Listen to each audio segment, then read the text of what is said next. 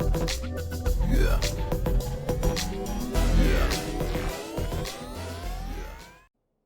Hello everybody, Savat the Mighty here, and I'm back with another Eve Echoes video. In today's video, we're going to be back on the public test server, and we're going to continue taking a look at the battle cruisers. In today's video, we're going to be taking a look at the Naga II.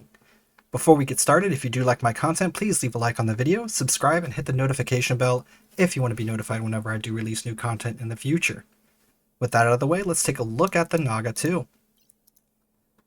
Alright, so the Caldari Naga II, like the other battle cruisers in its role, it's going to get that minus 95% large railgun power grid need. It's also going to get minus 50% large railgun capacitor need for the activation, which is pretty dang helpful. And the large railgun operation bonus per level of plus 5% large railgun damage and plus 5% large railgun optimal range. For advanced battlecruiser command bonus, it's going to get plus 5% flight velocity and minus 4% signature radius. So that's actually pretty cool too, making this ship move a bit faster and just have that little bit smaller of a signature radius. If you're just getting the ship out of the box, it's going to have an overall defense of 31,196 with a flight velocity of 142, a warp speed of 2.7, power grid output of 1,196 megawatts, its capacitor is 3,732 gigajoules, and its cargo hold is 1,150 M3. Primarily, they want you to shield tank this ship, and again, that's what we're going to do today. Alright, so how did we fit this out? I went back to using the more long-range fits. I figured it would be more applicable on this guy, so I would have a little bit of fun doing that since I did a couple of close-range fits before this. Now, we have the Core C-type large rifle railguns put on here, and they are going to have an optimal range of 70.71 km with an accuracy fall-off of 33.43. So basically you're looking at 104 point something, and so it's going to be doing 50% damage. Its activation time is going to be 5.23 seconds, which is pretty good.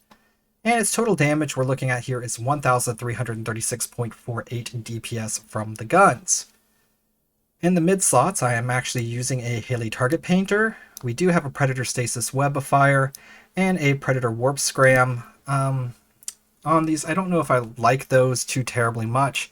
I plan on pretty much being out of range for any of that to matter, so maybe going with more target painters or whatnot might be okay. I'm not 100% sure there, or even actually going to the shield tank, the mass shield repairers for repairing everyone. You could use those in place of the shield booster that we have in the low slot. Speaking of the low slots, we do have that Pith C-type large shield booster in here, just to help us get our shields topped off whenever we need to do so. We're going to have a Gistum C-type medium micro warp drive for moving around. And we have two Eagle tracking computers to give us that bit more range that we need. And two Corellium C-type magnetic field stabilizers for that extra damage. Overall, again, we have the 1,336.48 DPS. We do have 22.52 DPS coming from the drone. That's never really going to play a role in this. It is a Mark 9 Hobgoblin. I am using just a light drone in here right now. For our rigs, we went a full array of damage. So we have Railgun Collision Accelerator, we have a Railgun Burst Aerator, and another Railgun Burst Aerator. So all of these are level 3, applying the full array of DPS, if you will. Now in the rigs, in the engineering rigs, we have a little bit different here. I went back to one of my older type styles here. So we have an Auxiliary Thrusters 3 for more speed. We have a Semiconductor Memory Cell. And we have a Targeting System Sub-Controller. So this is going to let us target faster. We're going to be able to move around a little bit faster. And we have a little bit more cap than we normally would have available to us. So looking at the defense on this ship, it's going to have a total of 46,507 with 16,441 shield hit points. No resistance to EM, 28 thermal, 40 kinetic, 50 explosive. If it does get into the armor, we have 11,424 armor hit points with an EM of 50, a thermal of 45, a kinetic of 25, and an explosive of 10. If we make it to structure, we're in very bad shape, but we still do have 11,582 structure hit points to deal with anything that might be there, with a 33% resistance across the board. Its capacitor is at minus 65.41 gigajoules, or minus 305.6%. It's going to last us a total of 1 minute and 1 second. Capacitor capacity is 4,828 gigajoules with a recharge time of 564 seconds. Targeting. We're looking at 33 points here with a scan resolution of 355, a signature radius of 179, and can lock a maximum of 7 targets. And our power grid is a total of 1,110 out of a maximum of 1,794. Navigation-wise, with our rig in there, we are looking at 292. Not too speedy there, but hey, we're going somewhere with this. And we have a warp prep time of 8.65 seconds and a top warp speed of 2.7 AUs. All right, so that's how we have this guy fitted out. We are going to go ahead and take on one of the tier 10 missions. Which one are we going to do today? Let's go ahead and do this one.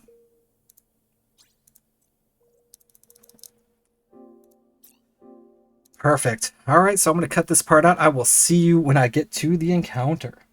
All right, here we are outside of the encounter. Let's go ahead and do what we normally do. We don't have any type of shield hardener, so we're going to activate that. And we're just going to take a look at what our navigation is. We're moving at 1,407.85. Not too shabby. And let's go ahead and warp into the encounter. Here we go. We're going to warp in at roughly 70. We're going to set our orbit to 70. And we're going to set our approach to 70 as well. Okay. Our Stargate is Skolzer. So we're going to use that for our back away point. And let's see how this bad boy handles this, if it does handle it at all. Okay. So let's go ahead and lock up everything here.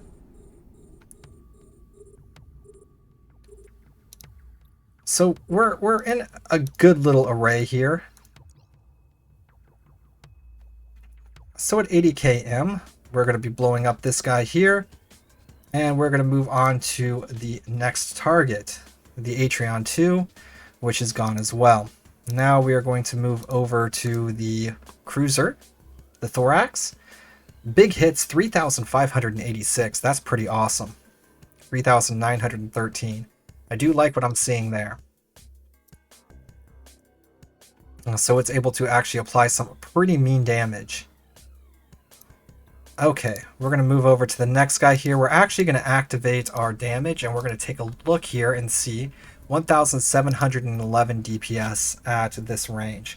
Not bad at all. 6,000 point hit there. Pretty nice. 6,300, so very consistent on the damage too. From shields, now we're in armor. That was a 3,590 hit. A little bit lower, 4,333. So these guys are definitely armor tanky boys, but we're still cutting through them pretty nicely.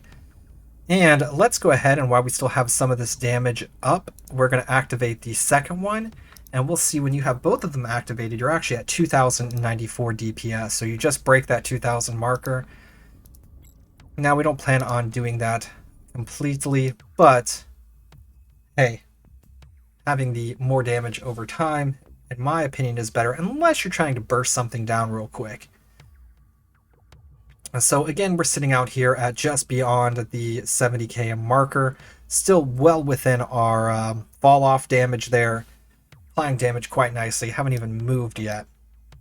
And this thing is just cocked at a weird angle here, and it's shooting out those hybrids, or railguns, if you will, quite nicely.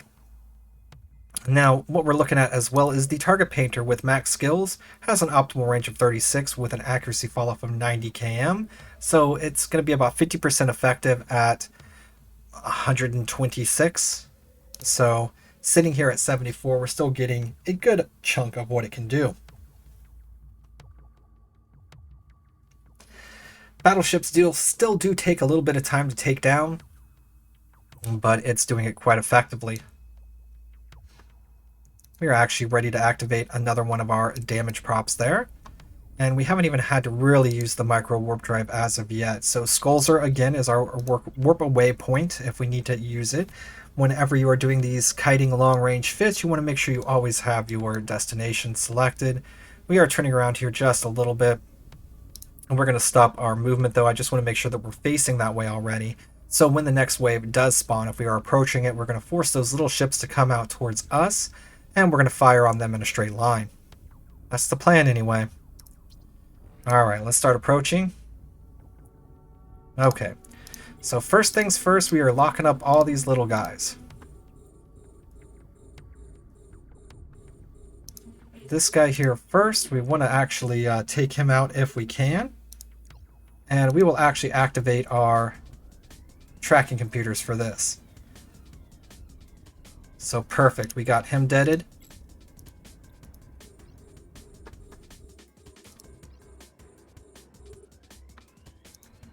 Him is deaded as well.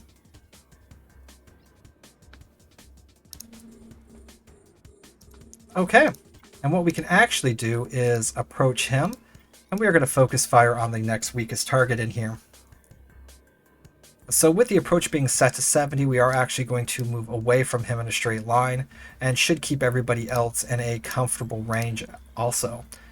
So that's going to keep us at our good maximum distance that we want to stay at. Even if we go a km or so above it, we'll spin back around. We're going to play this this game of moving back and forth and making our ship look like it's going crazy and having a little bit of a seizure there, but that's okay. We'll stay here and everything should be just fine.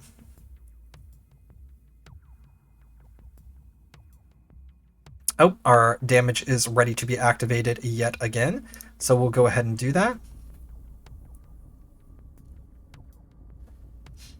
And take out this Myrmidon at our leisure.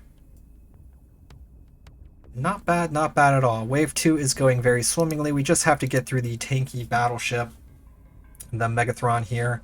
And once we end his poor life, then everything should be fine. We probably don't even need to run the target painter for this guy. Let's do a couple of tests. We're doing 4,600. 4,700. Let's turn this guy off. Our next hit's still going to be with it on. It's 6,100. That was probably a wrecking blow. 4,800. We are going into the armor now. Should dip off a bit. Yeah, 4,000. So I don't really think the target painter is going to be helping us truly too much on these bigger ships. We can save a little bit of that power grid if we want to. 4,652. Let's take a look at the next shot here. 4,400. Let's activate it and see if it does go up. 4,700. We want to see that consistent rise though. 4,200 is still so drastically all over the place. It's going to be hard to tell if it's actually adding any type of performance. 4,200. Again, we're back into that lower tier of the brackets. 3,800, even lower. And now we've actually managed to get into hull. So our damage is going to spike back up there that little bit because of the all-around resistances to hull, but not targeting our weapons specifically. Okay. Not bad. Not bad at all. And this thing is just cutting through these very quickly.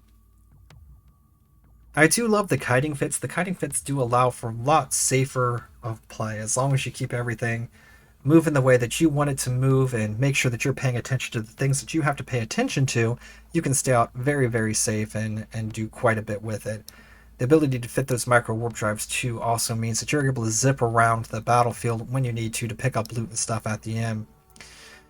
Alright, we are going to start our approach again. We don't want these small ships to get under us. That's our main thing here. We have 3 of them this time. Alright, it looks like this guy here, he is going to be our target of choice. And we're going to go ahead and start applying the damage to him. He is sitting at 103, but we did activate our tracking computer in order to take him out. We are going to do so again on his friend here, the Atrion II. And we did so very nicely. Now we have the other other destroyer that we're going to take out. Now he is sitting at 115. It does look like that these guys here aren't really doing us any types of issues, so I'm going to activate the micro warp drive so we can close that range a bit quicker and continue to fire on him, because sitting out at 112 without using our targeting computers is going to put us at a big detriment there. And we can go ahead and lock the bigger ships now as well. And we're going to go ahead and focus fire on him and approach. Cool. Oh, we will activate our target painter as well. Now we are running that micro warp drive, so our power drain is going to be quite a bit more. Let's go ahead and approach this guy and start laying into him as well. We can activate our damage. We haven't done that in a hot minute. And we're at a good enough place here right now that we don't actually need. We're going to overshoot and have to turn back around. Yep, there it goes. And so we overshot by just a little bit here. Let's focus down the Myrmidon and get our target painter back up and running whenever we can. And we are in a great spot. So we were able to stay out of range of pretty much everything here. Didn't even really have to run the tank. We're able to apply some pretty beefy damage. Our capacitor was holding up very strong, sitting around that 50 point, and we could always, again, manage that a little bit better if we wanted to. We did have the tools to be able to take out the smaller ships and be able to fire at that further distance while we needed to and apply maximum damage using the Eagle tracking computers. And we were able to keep our damage a lot higher for a majority of the time by actually using the magnetic field stabilizers and conjunction. So keeping up the higher DPS, basically attacking. We also did get kind of lucky here, and they didn't have any real long-range weaponry on them. They can spawn in with some of their own long-range weaponry, so you might take some hits then. If that's the case, you want to take out the ships that are going to be speeding towards you first. After that, take out the guys who are actually applying damage. Once you do that, you're back into that safe area there. You may have to run your shield booster a couple of ticks here or there, but you should be a-okay. Overall, performs wonderfully, and for the content that we currently have in the game, this ship here, even at its current rate, should be able to pretty much do just about any storyline mission and stay out. You may not be able to apply your full damage and have to go further out to that 100 km range to actually be able to do stuff, but it would work very similarly to the Oracle, which I have done the tier 10s in. And the only one that might give you any type of issue is going to be Angel or Devil, and that's because there's quite a few large or very fast ships in that mission. However, you could always play the dancing game with that 250 km line, and you can keep those guys away from you as well for those particular waves. Make them warp back, take out what you can when you can, and you should be absolutely fine as long as you play with that break point there. Overall, love the kiting experience. Works out quite well. These ships are relatively easy to fit and to get outfitted, and they get a ton of mileage out of them. And again, they're just such an amazing ship to actually have, especially if you're trying to transition over to a battleship. You're already going to be training these large weapons when you're starting to get into your battle cruisers, if this was your goal anyway. So you're going to have the training up on those, and you would be able to and transition those large weapons into your battleships very nicely. All right, so that's about it. What do you guys think? Do you like the Naga II? Do you think it performs well? Do you think the Oracle performs better? What about the Tornado? I mean, let me know. Just let me know in the comments below. Let me know what you guys think. And also, let me know what you guys want to see next. If there's a particular ship that you would like to see, let me know. I'd really appreciate that. All right, guys, I hope you're having a wonderful day. Have a great evening, and I will see you in the next video. Bye.